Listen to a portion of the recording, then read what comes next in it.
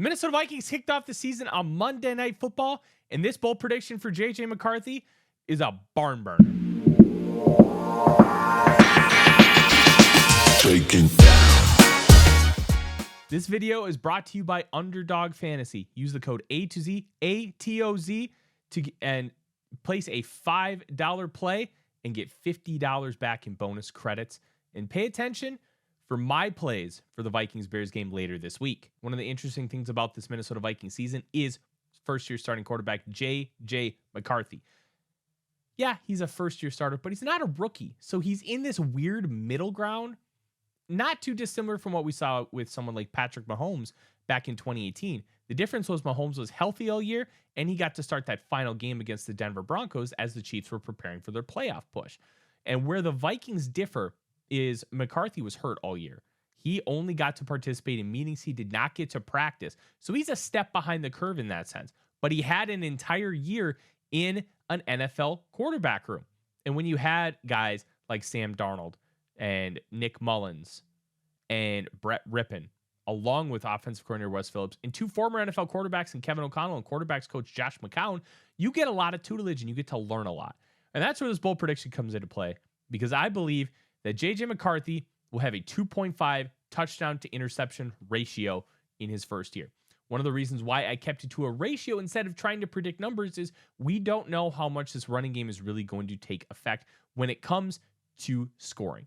Now, touchdowns for one specific player are inherently random. Take a look at Calvin Johnson's massive, almost 2,000-yard season. He had 4 touchdowns.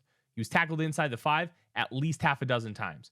That matters because, hey, he does the work, and then the running back gets the glory. That's why sometimes you see running back vultures in the fantasy football community get 10 touchdowns when they run for like 300 yards. Touchdowns are random for a person. They are not random for a team stat.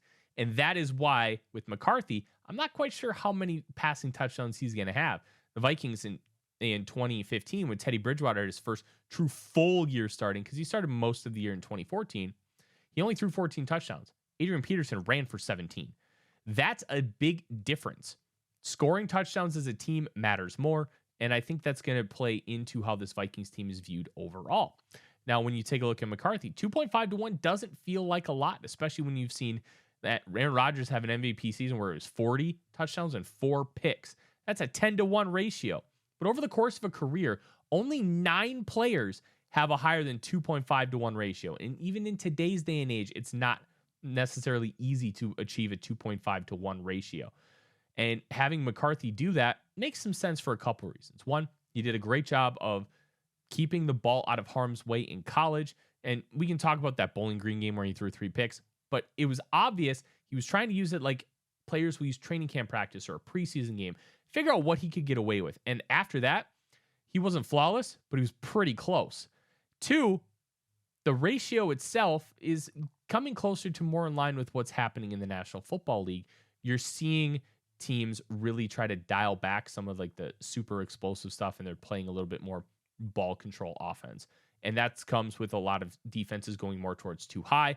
And McCarthy's going to make smart decisions. He's already shown the propensity to do it in training camp and preseason when he's making full field reads and progressions and then going back to the first one before making a decision.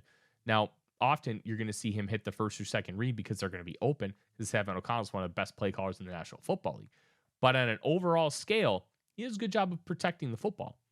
And one of the reasons why we're not guessing numbers like 25 and 10 is the running game is going to be a huge focus. They made it a focus in the preseason. They made it a focus in the offseason when they acquired Jordan Mason and fixed the offensive line.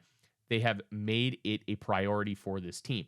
So we're going to go with the general concept versus picking actual numbers. 25 and 10, I don't think anybody would complain about that for a rookie season for J.J. McCarthy. Would they like better? Of course. We'd always like better. But we're trying to be realistic here. And a 2.5 to 1 makes a lot of sense for the Minnesota Vikings and J.J. McCarthy. I'm Tyler Forness with ATOZ Sports. Skol Vikings.